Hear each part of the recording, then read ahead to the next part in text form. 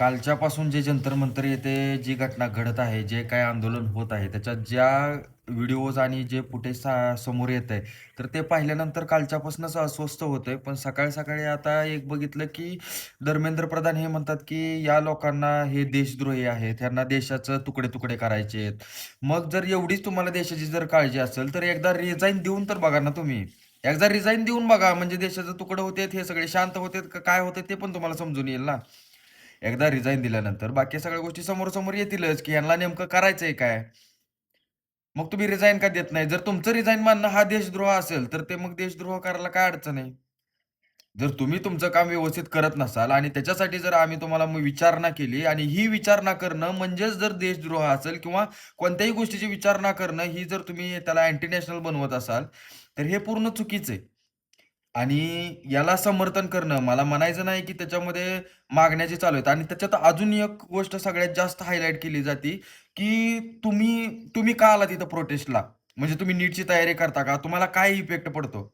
अरे बाबा, तो जो डॉक्टर जो पैसे देऊन पेपरमध्ये पास होणार आहे, तो जाऊन पुढं डॉक्टर होणार आहे, तो समाजात येणार आहे आणि तो समाजात आल्यानंतर त्याचं इंजेक्शन हे आपल्यालाच बसणार आहे. ते जर इंजेक्शन जर त्या म्हणजे त्याचा अभ्यास नसेल, चांगल्या गोष्टी चांगल्या नसतील, तर मग तुला काय काय त्याचा इफेक्ट तुझ्यावर होणार नाही का? आणि जे लोक असे पैसे देऊन पास होणार आहेत, ते पुढे जाऊन काय करणार आहेत? पैसेच कमवणार आहेत ना. आणि जे गरीब आहेत, जे मार्क्सवरती डिपेंड असतात, ज्यांच्याकडे फी भरायला पैसे नसतात, अशा लोकांची फी कोण भरणार? तुझा बाप भरणार आहे का? हे समाजात नाही.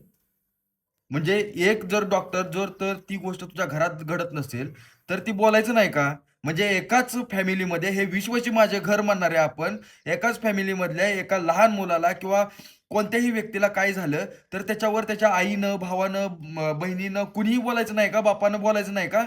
कारण की ते त्या एका व्यक्तीसोबत घडलेलं आहे ना, त्या फॅमिलीसोबत नाही घडलेलं. मग त्या एका व्यक्तीनंच बोलायचं. त्या फॅमिलीतल्या कोणत्याही व्यक्तीनं त्याच्यावरती बोलायचं नाही. त्याच्यासाठी आवाज उठवायचा नाही. का? तर ती त्या व्यक्तीसोबत घडलेलं आहे, मग ती व्यक्ती बघून घेईल. अरे, तुम्ही न्यूज कव्हर करता, तुम्ही म्हणजे आता ही गोष्ट तुम्हाला कधी जाणवेल माहिती आहे का? ज्यावेळेस तुमच्या एखादी गोष्ट जोपर्यंत आपल्या घरात येत नाही ना, तोपर्यंत माणसाला लक्षात येत नाही, की आपण काय करतोय आणि काय नाही. जर एखाद्या गोष्टीचा लाँग टर्मला विचार केला तुम्ही, तर तुम्हाला ही गोष्ट लक्षात येईल, की बाबा आपण काय करतोय नेमकं. चूक, बरोबर, कुणाला कुणाचा पाठिंबा द्यायचा, ह्या सगळ्या गोष्टी वेगळ्या झाल्या. हे सरकार बीजेपीचं असो किंवा काँग्रेसचं असो, कुणाचं असो, आम्हाला काय घेणं आहे त्याच्याशी? जर समजा मी आजारी आहे आणि मी एखाद्या डॉक्टरकडे गेलो, डॉक्टरकडनं त्या माझा इलाज झाला नाही, तर आपण पेशंटला दुसऱ्या डॉक्टरकडे जातो आणि ज्या दुसऱ्या डॉक्टरकडे गेलोय, तो दुसरा डॉक्टर म्हणत असेल, की त्या डॉक्टरनं काय केलंय? अरे, त्यानं काय केलं नाही, त्याच्याच्यानं काय झालं नाही, म्हणून तर आम्ही तुझ्याकडे आलो ना.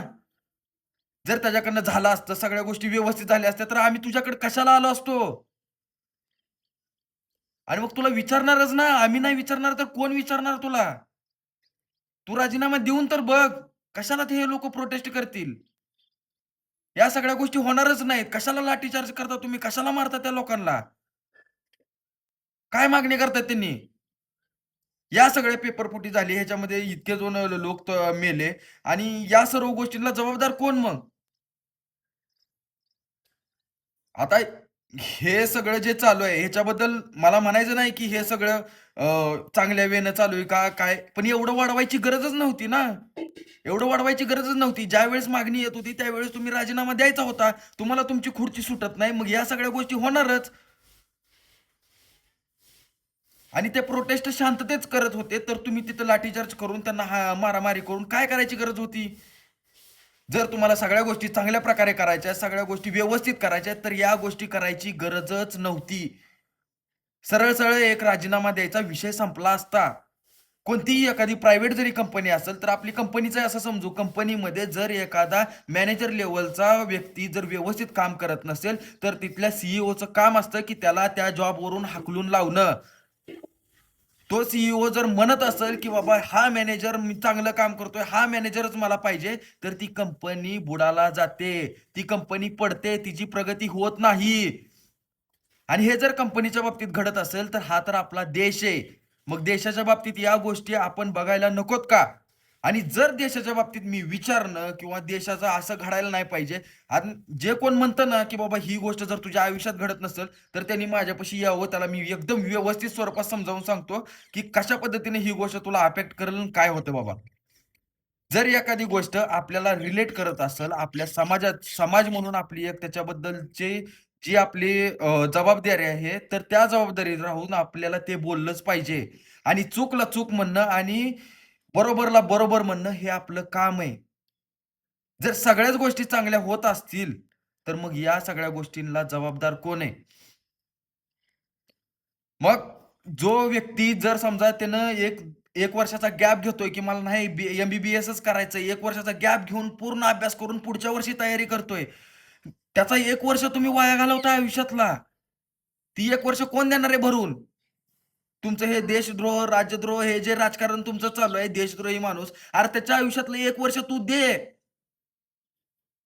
तू जे म्हणतो ना समोर येऊन, की ही देशद्रोही लोकं आहेत, ह्यांना आयुष्य म्हणजे काय करायचं नाही, भारताचे तुकडे-तुकडे करायचेत. तू त्याच्या आयुष्यातला 1 वर्ष वापस आणून दे, त्याच्यात केलेला अभ्यास आणून दे आणि मग तू म्हण त्याला, की तू देशद्रोही आहे. काय फरक पडत नाही त्याला. ज्याच्याकडे पैसा आहे, ज्याच्याकडे सगळ्या गोष्टी, जो पेपर विकत घेऊ शकतो, तो पुढे होऊन डॉक्टर होणार आणि बाकी सगळ्या गरीब लोकांनी काय करायचं?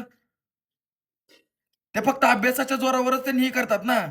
अरे तुम्ही आरक्षणासाठी एवढी आंदोलनं करता, बाकी सगळ्या गोष्टी करता. मग हे आरक्षणासाठी नाही तर काय आहे? जर समजा ज्याच्याकडे पैसा आहे, ज्याच्याकडे सगळी मालमत्ता आहे, त्यानं हॉस्पिटल उभारणार, मोठं मल्टिप्लेक्स हॉस्पिटल उभारणार आणि त्याच्यात सगळे हेच डॉक्टर येणार आहेत ना पुन्हा. जो अभ्यास केलेला आहे, ज्याच्यात समाज परिवर्तन करायचंय, ज्याला एखाद्या समाजाची सेवा करायची, तो डॉक्टर केला त्यानुसार अभ्यास करतोय, तर तो डॉक्टर होईल कसा? जर असे पेपर फुटत असतील तर? आणि होतील तर किती प्रमाणात होतील याचा पण विचार करायला पाहिजे ना. आता या सगळ्या गोष्टी ना एक सहनशक्तीच्या पलीकडे जातात. याला लवकरात लवकर काहीतरी मार्ग काढायला पाहिजे त्यांनी. आणि हे पण आम्हाला माहीत आहे, की बाबा तू तिथं जाऊन करणार काय आहे? म्हणजे तू दिला, रिझाइन केला, तुझ्या जागी दुसरा कोणतरी आला, तर तो तिथं जाऊन काय माती खाणार आहे, काय करणार आहे काम ते पण आम्हाला माहिती आहे. पण एक आम्हाला आत्मीय समाधान तर राहू द्या, की बाबा आम्ही चेंज केलं, की इथून पुढे जरा व्यवस्थित काम करू असं एक समाधान तर राहू द्या आम्हाला. काय करणार आहे तुम्ही काम तिथं जाऊन? आणि ह्याच्यात ह्या सगळ्या लोकांना जबाबदार ठरवून काय उपयोग नाही आहे काय. सगळ्यात जास्त म्हणजे नालायक एकदम हलकट सगळ्यात वाईट जर कोण असेल ना, तर या देशातली जनता आहे. म्हणजे आम्हीच लोकं आहे, की आम्ही लोकं ह्यांना मत देतो आणि धर्म, राजकारण, जात-पात हे काय राजकारणाचे विषय आहेत? मंदिर, धर्म, जात हे राजकारणाचे विषय आहेत? राजकारणाचे विषय काय असायला पाहिजेत? विकास, प्रगती, शिक्षण, आपण काय करतोय, कुठल्या दिशेला जातोय? आपल्या राज्याची सुरक्षा, आपल्या देशातली जनता काय करते, गरिबी कशी चालू आहे, तिथलं शिक्षण किती महत्वाचं आहे, तिथं कसं मॅनेज करता येईल आपल्याला, या सगळ्या गोष्टी राजकारणात असायला पाहिजेत. आणि तुम्ही काय करताय? जो कोणी काय बोलला, तर ही सगळी अँटी नॅशनल लोकं आहेत. अरे तू प्रत्येकाला अँटी नॅशनल लावत फिरशील आणि तू एकटाच नॅशनल आहे का? आणि जर एवढाच नॅशनल असेल ना, तर मी कोणत्या पण मंत्र्याला हे करतो, की त्यानं पोलिसमध्ये जावं आणि त्यानं डायरेक्ट ॲप्लिकेशन द्यावं, की माझ्या सगळ्या संपत्तीची इन्क्वायरी करावी आणि माझी जेवढी काही एक्स्ट्रा संपत्ती असेल, ती सगळी लोकांना वाटावी. तू जर म्हणतो ना, तू एक देश म्हणजे देशप्रेमी आहे लय, तर तू कर. तुझं सगळी संपत्ती दान करून टाक. कळेल लोकांना पण तुझ्याकडे किती संपत्ती आहे आणि ही सगळी कुठून आली. या सगळ्या गोष्टीत ना यांच्यासोबत बोलून काही उपयोग नाही. इथं सगळ्या जनतेनं प्रत्येकाने एक व्हायला पाहिजे आणि पुढच्या इलेक्शनमध्ये तुम्हाला अजून एक गोष्ट सांगतो. या इलेक्शनमध्ये तुम्हाला जो कोणी ज्याचा मुलगा असेल, जे राजकारणात अगोदरपासून जे राजकारणात आहेत ना, त्यांना जर तुम्ही अजून पण मत देत असाल ना, तर इथून पुढं आपल्या देशाचं काहीही होऊ शकत नाही आणि विश्वगुरू, विश्वगुरू म्हणून मिरवता तुम्ही, तर या गोष्टी तुम्ही लक्षात घ्या. या सगळ्या गोष्टींच्या बाबतीत आपल्याकडे काहीही घडणार नाही आणि इथून पुढं जसं आतापर्यंत चालत आलंय तसंच इथून पुढं चालत राहणार. जोपर्यंत यांच्या हातात सगळी पॉवर येत नाही, जोपर्यंत सगळे माणसं यांच्या ताब्यात येत नाहीत, तोपर्यंत तुम्हाला लक्षात येणार नाही, की ह्यांनी काय करणार आहेत. आज पत्रकार विकत घेतलेत. सगळ्या महाराष्ट्रात तर आमच्या सगळे आमदार, खासदार सगळे यांच्यामध्ये चाललेत. ज्यांच्यावर तुम्ही भ्रष्टाचाराचे आरोप करता आणि त्यांनाच आपल्यासोबत एकत्र करून घेता आणि पुन्हा म्हणता, की नाही मी धुतल्या तांदळाचा आहे. डाळीत दगड टाकले काय आणि दगडात डाळ टाकली काय एकच आहे ना. त्या खाताना तर दगड लागणारच आहे ना. आज 10 घासानंतर लागत असेल, उद्या पहिल्या घासाला खडा लागायला चालू होईल, दुसऱ्या घासाला खडा लागायला चालू होईल. पुन्हा तुम्ही खडच खायला चालू कराल. मग या राजकारणात अशा लोकांची गरज आहे ज्यांचं अगोदरचं बॅकग्राऊंड कोणतंही राजकारणाचं नाही. तो नीट अँड क्लीन आहे. कारण की तो मग नंतर विकला जाऊ शकणार नाही. कारण की त्याच्याकडे काही संपत्तीच नसणार. हे सगळे विकत घेतात कशापायी? तुमच्या मागे हे जाच लावतो, ते करतो, ते करतो. मग कोणताही आमदार, खासदार काहीतरी असेल तर तो जाणारच ना पुढं. त्यानं एवढे वर्ष राहून आता पैसे खाल्ले, कमवले, सगळं केलं. नाव आहे, प्रतिष्ठा आहे सगळ्या गोष्टीत. मग तो जातो तिकडं आणि आपल्यासारखी येडी माणसं त्यांच्या मागं. याच्यामध्ये एकमेव पर्याय आहे, की जात, धर्म आणि जे हे लोक आहेत ना, देव, धर्म, जात हे या सगळ्या गोष्टी राजकारणाच्या नाहीत. या लोकांनी लक्षात घ्यायला पाहिजेत. या सगळ्या गोष्टी राजकारणाच्या नाहीत आणि मला जेवढं समजतं तेवढं आपलं कायदा एवढा स्टेबल आहे, एवढा स्ट्रॉंग आहे, की जो कोणी आपल्या धर्माविरुद्ध किंवा दुसऱ्या धर्माविरुद्ध जो कोणी द्वेष पसरवत असेल, तर त्याला जागच्या जागी तिथल्या तिथं चांगला मार्ग त्यांनी दाखवतील आणि चांगल्या हिशोबात दाखवतील. एवढा कायदा आपला स्ट्रॉंग आहे. मग हा मुद्दा तुम्ही राजकारणात घ्यायला नाही पाहिजे. राजकारणाचे मुद्दे वेगळे आहेत आणि हे आपल्या लोकांना जोपर्यंत कळत नाही तोपर्यंत आपल्या देशाची प्रगती होत नाही. ही गोष्ट लक्षात घ्या. महाराष्ट्र आता मी महाराष्ट्रात राहतो. महाराष्ट्राचं काय चालू आहे? म्हणजे तुम्ही काय ठरवलंय महाराष्ट्राचं काय करायचं? अरे असल्या पद्धतीचं राजकारण हे महाराष्ट्रानं कधीच पाहिलं नाही. आम्ही वारकरी संप्रदायाची मंडळी आहे. आम्ही सर्वांना एक मानणारी मंडळी आहे. आम्हाला हे असलं नकोय. आम्ही उद्या उठून तू ह्या जातीचा आहे म्हणून तू हे बोलू नको असलं आम्हाला नकोय इथं. आम्हाला प्रगती पाहिजे. आमचा आमचा महाराष्ट्र कालही देशाचं प्रतिनिधित्व करत होता. आजही देशाचं प्रतिनिधित्व करणारा पाहिजे आणि उद्याही आमचा महाराष्ट्रच देशाचं प्रतिनिधित्व करणारा पाहिजे. आमच्या मातीत आहे ते. छत्रपती शिवाजी महाराज, डॉक्टर बाबासाहेब आंबेडकर, शाहू महाराज यांनी आम्हाला शिकवलंय, की बाबा तुम्ही देश चालवलाच पाहिजे. महाराष्ट्र हा देशात नंबर 1 कालही असला पाहिजे, आजही असला पाहिजे आणि उद्याही असायलाच पाहिजे.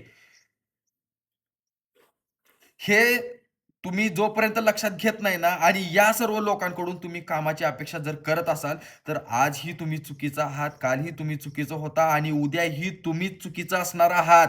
यांना बोलून काहीही होणार नाही. एवढंच माझं म्हणणं आहे. बास.